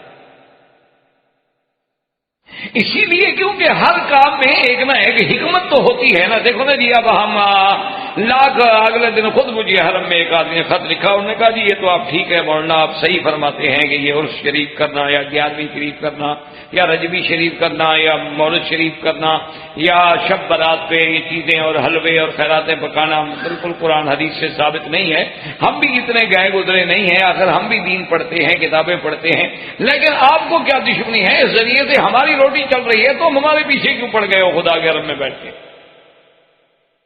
انہوں نے کہا ہم بھی سمجھتے ہیں کہ غلط ہے، لیکن ہم پل تو رہے ہیں نا، کتنے گھر کھا رہے ہیں، ورنہ یہ قوم کبھی دیتی کسی کو؟ ہم کسی کو 11ویں کی مار دیتے ہیں، کسی کو کل شریف کی مار دیتے ہیں، کسی کو عرس شریف کی مار دیتے ہیں، تو کتنے لوگ ہیں جو اسی پہ پل رہے ہیں۔ تو بہرحال مقصد یہ ہے کہ اللہ حلال عطا فرمائے، حرام کیوں دے، اس کے خزانے میں کوئی کمی۔ وہ دینا چاہیں تو اس طرح بھی تو دے دیتے ہیں نا کہ ایک گائے مسئلہ پیدا کر دیا، ساری قوم آگے دروازے پہ خود پیسے دے گئی۔ اب جناب بہرحال وہ گائے ذبح کی گئی اور اس کو جناب جب لگایا گیا تو اٹھ کے بیٹھ گیا، اس نے کہا جی میرا قاتل دیے مدعی صاحب ہے، اسی نے تو مجھے قتل کیا۔ اتنے بڑے واقعے دیکھنے کے بعد موسیٰ علیہ السلام کو حکم ہوا کہ آپ اس قوم کو لے کے چلیں اور آپ بیت المقدس میں جو معدن الانبیاء ہے اور جو قبلہ انبیاء ہے آپ وہاں جائیں اور وہاں داخل ہوں، کیونکہ اب فضل مصر سے تو آپ نکل گئے تھے، قلزم آپ نے عبور کر دیا تھا اور سینا سے گزرتے ہوئے اب آپ فلسطین کی طرف حکم ہوا کہ آئیں اور بیت المقدس میں داخل۔ اب جناب موسیٰ علیہ السلام لے کر اپنی قوم کو جب آئے اور اللہ کا حکم سنایا تو قوم اڑ گئی، انہوں نے کہا جی ہم تو نہیں گئے۔ قالوا یا موسیٰ ان فیہا قوما جبارین انا لن ندخلها حتی یخرجوا منہا۔ موسیٰ علیہ السلام سے کہنے لگے کہ موسیٰ علیہ السلام ہم نہیں جاتے، ہم داخل نہیں ہوتے بیت المقدس میں، وہاں بڑی جبارین امالکہ کی قوم ہے، جب تک ان کو نہ نکالا جائے ہم نہیں۔ دو آدمی قال رجلان، قرآن کہتا ہے کہ دو بندے، یہ وہ بندے ہیں جو اللہ سے ڈرنے والے تھے اور مومن تھے، موسیٰ علیہ السلام پر ایمان لانے والے تھے۔ بعض کہتے ہیں کہ یوشع ابن نون اور کالب ابن یوحنا، یہ دو آدمی۔ انہوں نے کہا کہ خدا کے بندے کیوں ڈرتے ہو، یہ تو اللہ کا حکم ہے، اور جب اللہ نے حکم دیا ہے تو مدد اور نصرت تو اللہ فرمائیں گے، تم کیوں ڈرتے ہو قوم جبارین سے؟ کہا کہ نہیں ہم نہیں جاتے، لن ندخلها ابدا ما داموا فیہا، جب تک وہ اس میں ہیں ہم نہیں جاتے۔ موسیٰ علیہ السلام نے جب اور زور لیا تو اتنی گستاخی پہ آ گئے کہ فاذهب انت وربک فقاتلا انا ہاہنا قاعدون۔ کہنے لگے موسیٰ علیہ السلام اگر آپ کو اتنا جہاد کا شوق ہے تو آپ جائیں، آپ کا خدا جانے، ہم تو یہاں بیٹھے، ہم تو نہیں جاتے۔ اب آپ پڑھے لکھے لوگ ہیں، میں آپ سے درخواست کرتا ہوں ایمان سے کہیں، آج سے پہلے بھی آپ نے کئی دفعہ قرآن میں یہ واقعات پڑھے ہوں گے، لیکن کبھی غور بھی کیا ہے کہ کیا ضرورت تھی اللہ میاں کو ان واقعات بیان کریں؟ ایمان سے کہیں کہ آج بالکل وہی صورت نہیں ہے کہ تمام مسلمان، تمام لوگ، تمام قوتیں کھڑی ہیں، یہ آگے طاقتور بیٹھے ہیں، کیسے مقابلہ کریں؟ ان کے پاس جدید ٹیکنالوجی ہے، ان کے پاس یہ ہے، ان کے پاس یہ ہے، ان کے پاس میزائل ہیں، ٹینک ہیں، راکٹ ہیں، ہمارے پاس کیا ہے کہ ہم جناب جائیں اور فلسطین میں داخل ہوں اور بیت المقدس کا مسئلہ حل کریں؟ کیسے داخل ہوں؟ سب پھوڑنے والی بات، بالکل عین وہی قصہ ہے کہ نہیں جو پیش آیا تھا موسیٰ علیہ السلام۔ آج بھی وہی حال ہے کہ ان فیہا قوما جبار، بڑی سخت طاقتور قوم ہے، ہم مقابلہ نہیں۔ جب ہم مقابلہ نہیں کر سکتے تو جی کیا کریں، بس ہمدردی کر سکتے ہیں اور تو ہمارے بس میں کچھ نہیں۔ اسی لیے اللہ تبارک و تعالیٰ نے فرمایا کہ اچھا جو قومیں پھر میرے حکم سے اور جہاد سے رخ موڑتی ہیں، اللہ نے فرمایا موسیٰ علیہ السلام میرے اس قوم کو بتا دو کہ 40 سنۃ یتیہون فی الارض، 40 سال تک میں ان کو سزا دوں گا کہ اسی میدان تیہ میں پھرتے رہیں گے، نہ مصر جا سکیں گے، نہ فلسطین جا سکیں گے، نہ بیت المقدس جا سکیں گے، اسی صحرا میں۔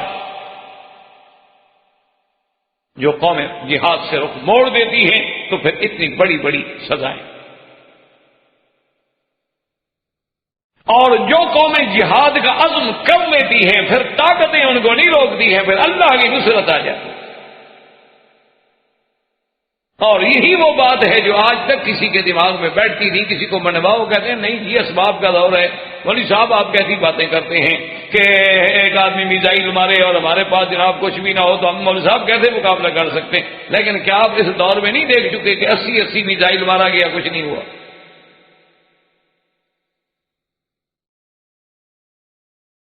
یہ اللہ کے ہاتھ میں ہے۔ میزائل بنانے والے کون ہیں؟ بندے ہی ہیں نا بھائی، انسان ہیں، اور جو انسانوں کا خالق ہے، جو اللہ تبارک و تعالیٰ چلو تم تو کتنے محنتوں کے بعد ایٹم بم بنانے پہ قادر ہو نا، اللہ کا ایٹم بم دیکھا تو ارسلنا علیہم طیرا ابابیل، چھوٹے سے جناب ذرہ بھیجا اور تباہی بربادی کر دی۔ تو ہم تو آئٹم بنانے پہ پتہ نہیں کتنے کروڑوں اربوں اور بلینز ڈالر خرچ کرنے کے بعد بھی اچھا پہلے بنانے پہ زور لگاتے پھر بن جائے تو حفاظت مسئلہ.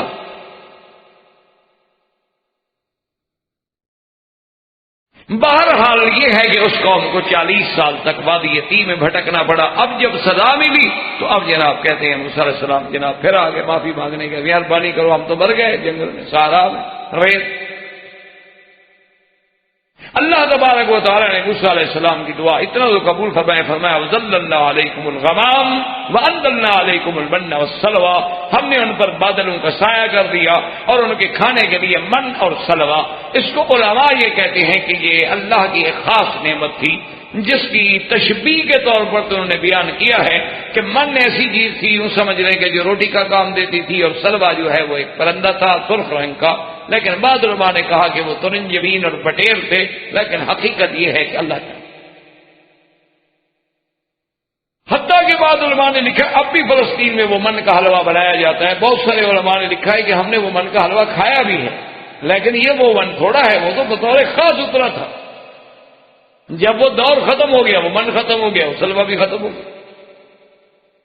40 سال تک بھٹکنے کے بعد جب یہ نسل تبدیل ہو گئی جب نسل ہی بدل گئی اور جو بچے پیدا ہوئے ماشاءاللہ وہ 40 سال کے جوان ہو گئے اور جو 40 سال کے تھے وہ 80 سال کے پہنچ کے مر گئے. جب نسل تبدیل ہو گئی تو اس زمانے کے بعد پھر وہ جذبہ جہاد پیدا ہوا اور اللہ کی شان یہ ہے کہ اسی اثنا میں سیدنا موسیٰ علیہ السلام کا وقت جو ہے وفات کا اور موت موسیٰ کا قریب آ گیا علیہ الصلوۃ والتسلیم. لیکن موسیٰ علیہ السلام کی موت بھی ایک عجیب بات ہے. اس کو بھی میں اختصار سے عرض کر دیتا ہوں کیونکہ تفصیل تو اس کی پھر کئی دروس چاہتی. موسیٰ علیہ السلام کے پاس فرشتہ آ گیا ملک الموت. انہوں نے کہا عجب. انہوں نے کہا موسیٰ علیہ السلام وقت آ گیا تیار ہو جائیں. موسیٰ علیہ السلام اچھا. موسیٰ علیہ السلام نے جو مارا نا تھپڑ جناب تو آنکھ نکال دی. صحیح بخاری اور مسلم کی روایات ہیں. وقع عینہ اس فرشتے کی دعا نکل گئی. فرشتہ اللہ سے درخواست کا اللہ میاں اچھے بندے کے بعد بھیج دیا روح نکالنے کے لیے. اس نے اس کی روح تو ابھی تک نہیں نکلی لیکن میری آنکھ سے روح نکل گئی. کیا چاہتا ہے؟ اس نے کہا اللہ میاں مرنا نہیں چاہتا اور کیا چاہتا ہے. ظل نے فرمایا اچھا جاؤ وہ میرا نبی ہے میرا پیغمبر ہے اس کے بعد دوبارہ جاؤ اس سے کہو کہ اللہ نے آپ کو یہ اجازت دی ہے کہ اپنا ہاتھ جو ہے نا جی وہ کسی بیل پہ رکھ دو ایسے کسی جانور پہ. آپ کے ہاتھ کے نیچے جتنے بال آ جائیں نا ایک بال کے بجائے 1 سال زندہ رہو. 100 بال آتا ہے 100 سال زندہ رہو. 200 بال آئے 200 سال زندہ رہو. موسیٰ علیہ السلام کے پاس پھر فرشتہ آ گیا. اس نے کہا جی اللہ میاں نے آپ کو اختیار دے دیا. اور یہ روایت صحیح بخاری کے مسلم کے اندر ہے کہ بھی آپ جو ہے 100 روپے ہاتھ رکھیں اور جتنے ہاتھ میں بال آئیں گے. انہوں نے کہا اس کے بعد کیا ہوگا؟ انہوں نے کہا اس کے بعد تو موت. مرنا تو ہے مرنے سے تو نہیں بچ سکتے. تو موسیٰ علیہ السلام نے کہا کہ اللہ میاں اگر اس کے بعد بھی مرنا ہے تو بس الآن پھر میں تیار ہوں ابھی مر. کیونکہ وقت پر ہی تو موت آنی تھی وہ آگے پیچھے تو ہو نہیں سکتی. اچھا اس میں لمبی بحثوں میں نہ پڑیں بس تھوڑی سی بحث کر دوں کہ موسیٰ علیہ السلام نے تھپڑ کیوں مارا. اصل وجہ یہ تھی کہ وہ فرشتہ جب داخل ہوا تو بغیر اذن کے داخل ہوا اور صورت انسان میں تھا. موسیٰ علیہ السلام تو نہیں سمجھے کہ یہ فرشتہ ہے. جیسے کہ حضرت ابراہیم علیہ السلام کے قصے میں آپ پڑھ چکے ہیں کہ جب فرشتے آئے تو آپ بھی تو بچڑا جناب جا کے باقاعدہ روسٹ کر کے لے آئے جی کھاؤ. اللہ کے ہم نہیں کھاتے. ان کو بھی پتہ نہیں چلا تھا کہ یہ فرشتے. لوط علیہ السلام کے بعد جب فرشتے پہنچے تو ان کو بھی پتہ نہیں چلا. جب قوم نے مجبور کر دیا تو انہوں نے کہا کہ انا رسول ربک. بی بی مریم کے سامنے جب جبریل آئے تو انہیں بھی تو پتہ نہیں چلا کہ یہ فرشتہ ہے. تو اصل میں فرشتہ اپنی شکل میں نہیں تھا. فرشتہ انسان کی شکل میں تھا اور بغیر اذن کے کسی کے گھر میں داخل ہو جائے تو گھر والے کو حق ہے کہ مارے. اس لیے موسیٰ علیہ السلام کی وہ کوئی قطع نہیں. جب اس نے آگے وضاحت کی کہ میں ملک الموت ہوں چلو آپ زندہ رہنا چاہتے ہیں تو اللہ نے تو آپ نے کہا کہ نہیں میں تو موت کے لیے تیار ہوں الان. لیکن ایک روایت میں یہ بھی آتا ہے کہ موسیٰ علیہ السلام نے کہا کہ یا اللہ مجھے موت تو دے دے لیکن بیت المقدس کے مجھے قریب کر. میں اس مقام میں اس عظمت والے مقام میں فوت ہونا چاہتا ہوں. تو اللہ نے آپ کی اس دعا کو قبول فرما لیا اور سرکار دو عالم سیدنا محمد الرسول اللہ صلی اللہ علیہ وسلم فرماتے ہیں کہ میں جب معراج کی رات میں، اسراء اور معراج کے زمانے میں جب میں گزرا تو میں موسیٰ علیہ السلام کی قبر پہ گزرا ہوں. آپ نے فرمایا میرے صحابہ اگر اس جگہ پہ مجھے لے جاؤ نا، میں اب بھی بتا سکتا ہوں یہ جگہ ہے موسیٰ علیہ السلام کی قبر کی. عند قصیب احمر، سرخ رنگ کی ریت کا ٹیلا ہے اور اس کے ساتھ قبر ہے. اور میں نے یہ بھی دیکھا موسیٰ علیہ السلام کو قائم یصلی فی القبر، کہ وہ اپنی قبر میں کھڑے ہو کے نماز پڑھ رہے. تو موسیٰ علیہ السلام کی وفات ہوئی، اور آپ کی وفات کے بعد ہارون علیہ السلام کی وفات تو پہلے ہو چکی. آپ کے بعد جو ہے پھر یوشع ابن نون. اب اللہ کی شان دیکھیں کہ جو قومیں موسیٰ علیہ السلام کی قیادت میں بیت المقدس میں داخل نہ ہو سکیں، یوشع ابن نون اور کالب ابن یوحنا، انہوں نے پھر اس قوم کو تیار کیا. انہوں نے کہا کہ دیکھو اللہ نے حکم دیا تھا ادخلوا الارض المقدسۃ التي بارکنا فیہا، کہ ہم نے بیت المقدس کو فتح کرنا ہے، ہم نے داخل ہونا ہے. اور جب وہ آئے اللہ نے ایسی طاقت پیدا کر دی کہ وہ قوم جبارین جو تھی خود بیت المقدس چھوڑ کے بھاگ گئے. اور اس کے بعد اللہ تبارک و تعالیٰ نے ان کو بیت المقدس کے اندر داخل ہونے کا اور بیت المقدس کو فتح کرنے کا اور بیت المقدس پر اللہ کے حکم کو پورا کرنے کی سعادت جو تھی وہ نصیب فرما دی. اور یقین کریں یا کہ انشاءاللہ ثم انشاءاللہ ہم تو طالب العلم ہیں، ہمیں یقین ہے دراصل کہ یہ سارا منظر جو بن رہا ہے نا جی، ہنود کا بھی اور یہود کا بھی، یاد رکھ لینا انشاءاللہ کبھی زندگی رہی کہ ادھر یہود اور ادھر ہنود.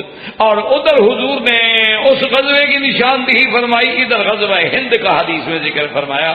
یہ دونوں غزوات جو ہیں اب قریب آ رہے ہیں اور دونوں میں فتح مسلمانوں کو. یہ حضور کا فرمان ہے جو کبھی نہیں چل سکتا. یہ دنیا بدل سکتی ہے، یہ سورج و چاند کی روشنی ختم ہو سکتی ہے، رات کی تاریکیاں چھٹ سکتی ہیں، لیکن معراج والے نبی کی بات کبھی غلط نہیں ہو سکتی صلی اللہ علیہ وسلم. اور وہ بالکل عین دونوں غزوے جو ہے نا اپنے اس منظر کے قریب آ رہے ہیں. اور باقاعدہ اس احادیث میں ایسا نقشہ ہے کہ ایک طرف مسلمان ہوں گے اور ایک طرف عیسائی، یہودی، ہندو، دنیا کا تمام کفر ایک طرف ہوگا اور ایک طرف اکیلے مسلمان ہوں گے. اور جب وہ فضائے بدر پیدا ہوگی کہ ایک طرف 313 ہوں گے اور ایک طرف 1000 کی قوت ہوگی، جب وہ غزوہ احزاب کی فضا پیدا ہوگی تو اللہ کی نصرت آئے گی. اور جب اللہ کی نصرت آئے گی تو یہ تو ایسے بھاگیں گے نا، ایسے بھاگیں گے کہ آپ تصور بھی نہیں کر سکتے. آپ حیران ہو جائیں گے کہ کتنی بزدل قوم ہے جو ہمارے سامنے بہادر بن کے کھڑی ہوئی ہے. یہ تو ماری ہوئی قوم ہے، ضربت علیہم الذلۃ والمسکنہ، یہ تو مغضوب علیہم ہے. یہ تو لعن الذین کفروا من بنی اسرائیل علی لسان داؤد و عیسیٰ ابن مریم، یہ تو انبیاء کی لعنت کردہ قوم ہے جن پہ اللہ کے نبیوں نے لعنت کی ہے. وہ وقت بہت قریب ہے اور انشاءاللہ ہو سکتا ہے اللہ ہمیں اپنے آنکھوں سے دکھا دے یا ہمارے بچے دیکھ لیں، لیکن وقت آ گیا ہے اور تمام علامات احادیث کے مطابق پوری ہو گئی ہیں.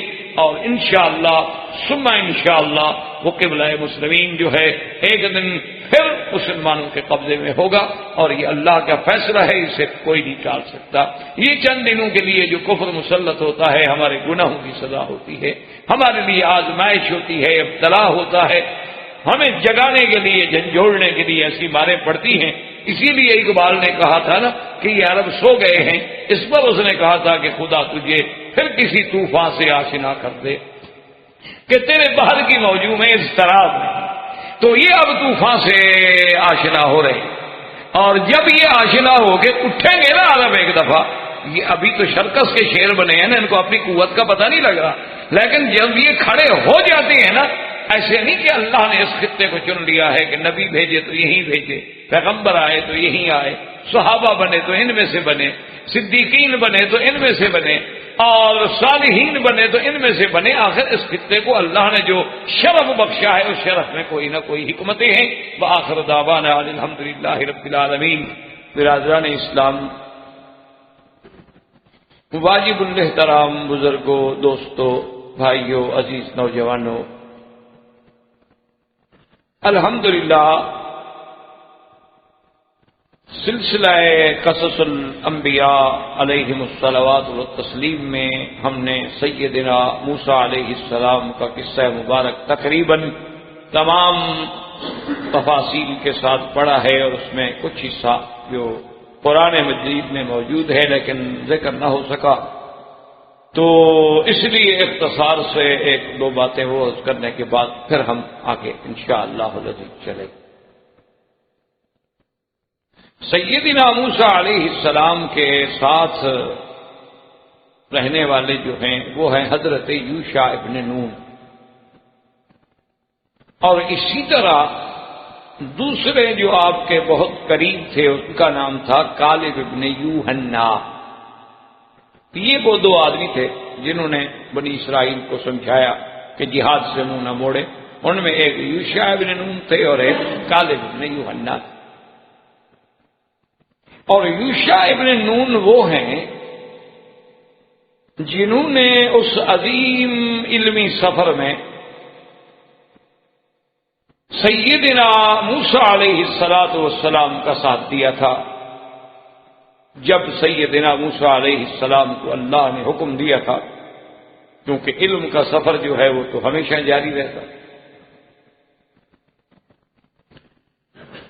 حضرت خضر علیہ السلام کے پاس جانے کے لیے، اور ان کے اسباب میں بات یہ تھی کہ ایک دن سیدنا موسیٰ علیہ السلام خطاب فرما رہے تھے، کسی آدمی نے پوچھا کہ اس وقت کوئی آپ سے بڑا عالم ہے؟ تو آپ نے فرمایا کہ نہیں۔ تو بظاہر تو ایک معقول بات تھی، نبی سے بڑا عالم کون ہوتا ہے؟ غیر نبی تو نبی سے بڑا عالم ہو نہیں سکتا، لیکن اللہ کو یہ بات پسند نہیں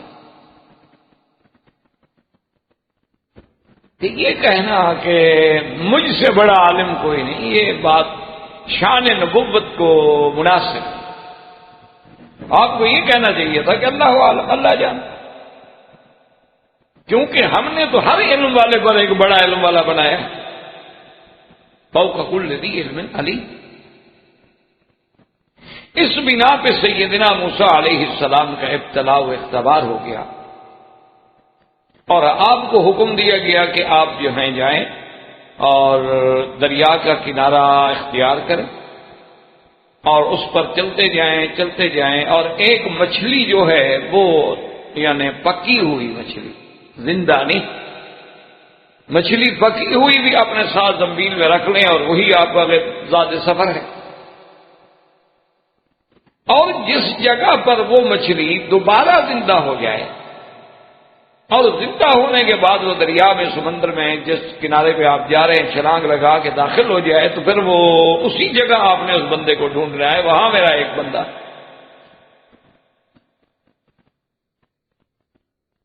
تو یہ اللہ کی حکمتیں ہیں کہ موسیٰ علیہ السلام نبی ہیں، رسول ہیں، کلیم اللہ ہیں۔ اب رہبر کون ہے؟ مچھلی۔ یعنی اللہ نے کسی انسان کو بھی نہیں بھیجا کہ جا کے موسیٰ علیہ السلام کو راستہ دکھا دو، کسی فرشتے کو بھی نہیں بھیجا، تاکہ کامل تنبیہ ہو جائے کہ جتنا شان بڑا ہوتا ہے پر امتحان بھی اتنی بڑا ہو جائے۔ سیدنا موسیٰ علیہ السلام جب سفر پہ چلے تو یہ حضرت یوشع ابن نون بھی آپ کے ساتھ۔ اچھا، اللہ کی قدرت یہ ہے کہ قرآن نے دو جگہ اس کا ذکر کیا ہے لیکن نام نہیں لیا۔ اذ قال موسیٰ لفتیٰ، فتیٰ مانا نوجوان، اور اسی طرح دوسری جگہ بھی قرآن کہتا ہے قال لفتیٰ آتینا غداءنا، اس نوجوان سے کہا بھی ناشتہ واشتہ کھانا ہے، کبھی کچھ لے آؤ۔ تو دونوں جگہ لفظ فتیٰ کا ذکر ہے لیکن نام نہیں۔ مفسرین کرام رحمہم اللہ تعالی علیہم اجمعین کی کتب سابقہ سے تحقیق یہ ہے کہ وہ یوشع ابن نون، اور اسی طرح سیدنا خضر، حضرت خضر علیہ السلام کا نام بھی قرآن میں نہیں، اور میں نے کئی دفعہ آپ سے عرض کیا ہے کہ قرآن ایک عظیم کتاب ہے۔ احباب کرام، اس کے بعد اب آپ اس مبارک سلسلے کی CD نمبر 22 سماعت فرمائیں۔